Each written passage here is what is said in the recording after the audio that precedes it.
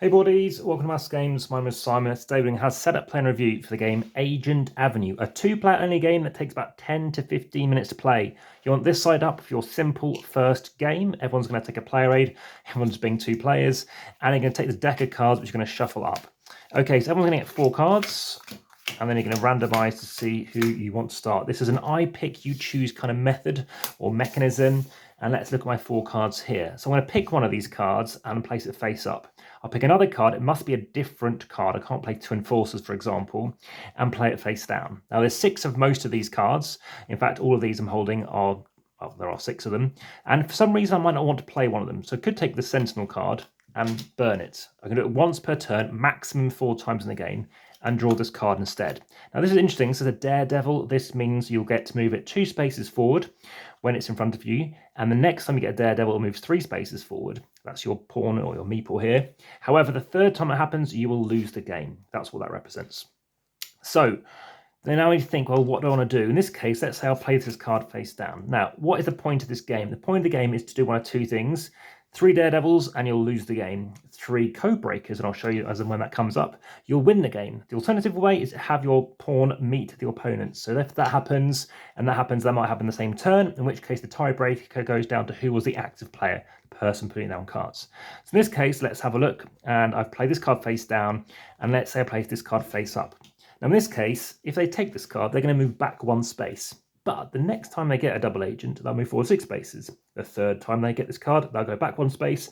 And from then on, whenever they take any cards of this type, the third or obviously more than 3 cards, they'll always keep going backwards 1 space. So they go, well, I don't want to go back 1 space. So they take this card and they go, oh, okay, I'm going forward 2, but I don't want to keep going, obviously getting these cards. So I take this and I go back 1 space. And as you can see, there's exactly 7 spaces, so you can never go, in this case, 6 in 1 hit. So I draw up back up to 4 cards, and now it's my opponent's turn, and they just happen to have these cards. They're thinking, well, I don't want them to have double agent, so that's not going to be face up. So we'll put this face down. And then what are these cards? Well, we don't want to give them this card, because that may move back 1, so they'll take this one. So we'll have to give them a Sentinel. Now, let's say as an example, they burn a card too. So let's say they burn Saboteur. They're not interested. So you can see if they've got up to 4 discard and they take this one off, another Sentinel. In this case, I go, well, I don't want to go backwards or 0. Nah, I'll take this one. In this case, you can see it stacks. And now I'm going to moving forward 6. 1, 2, 3, 4, 5, 6. And now they're taking this card. And then it's obviously they're going to draw up. And then it's back to my turn. So I'll show you one more turn. And let's show you how it's going to work. So I've got 4 cards here. Let's just say, again, I burn a card because I don't really want that one. And then I take this card. Here we go. Brilliant. So 3 of these and you will win the game. So hard ones to fight over. I think they're always generally played face down because they're so wonderful to take.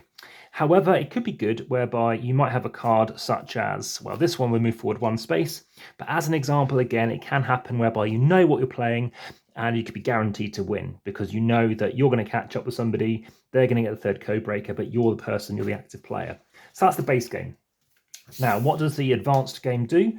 Well, you flip this over, and now you are randomly going to shuffle up and place out 3 of these cards here. For example, this one. During the end step, if you have 7 different agents in play, you win the game. So you're going to see 3 of these cards visibly. This one says move 1 space forward, and this one over here, as an example, says reveal 2 of the same agent from your hand, recruit 1 of them, keep the other in your hand. So that you're going to pick one of those as and when you land directly or completely on these spaces. You can't take 2 in 1 turn, but somehow I might end up making it so I'm playing a card out so I land exactly on a space and take one of these cards. Permanent abilities, we can see are ongoing, it's going to happen at the end.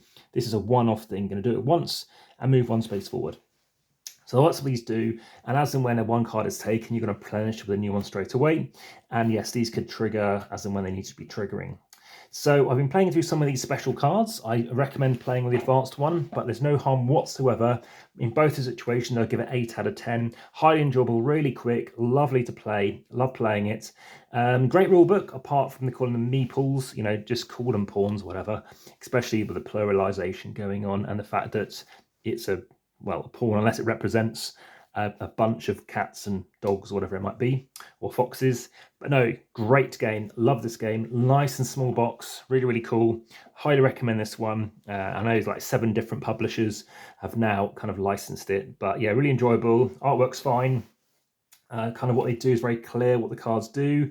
One thing I wouldn't mind, though, is on some of these cards, I'll show you an example. It does say something like here.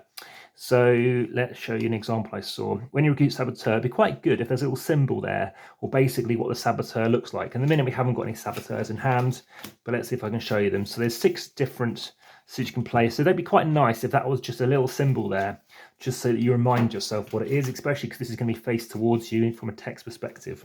But no, highly enjoyable game. I do recommend playing it, and I can see this hidden table very, very frequently just because it's so quick. I think this is my new filler of choice. And yeah, definitely one I am looking forward to playing more and more. In fact, I'm playing it again tomorrow. I've already played 4 games of it with the same person again today, and it's been pretty even in terms of scores. Highly enjoyable. A couple of games played on the base game and a couple of games played on the advanced. From now on, I think I'll just keep playing it with the advanced because it's just a very small tweak. It's not a lot of stuff. You can even play a team-based mode as well, which I'm not so interested in. I know there aren't that many team-based games, and in fact, those that do exist are really great. But yes, I do recommend it. The fact it comes to player aid is nice. It shows you everything. You're playing a card, you're recruiting, you're taking that card, and that's it. Always dropped 2 more cards, check if someone's been a winner. And again, team mode, again, you can choose to share 1 meeple. And as you can see, you can do various things as well.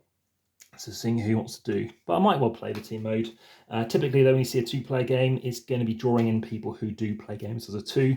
It comes with obviously baggy, which you can chuck your pieces into. But for now, I am going to keep this game very much on the table to be played. As I said, I will be playing it again tomorrow. And I'm trying to see when else I might play it. It'll definitely play next weekend as well. Brilliant, small box. Yeah, definitely something to check out. Like, subscribe, hit the notification bell, check out those shorts as well, and make sure you comment along. Also, make sure you head out to Instagram, TikTok, X, Threads, the podcast, etc. But for now, Agent Avenue, back to the table.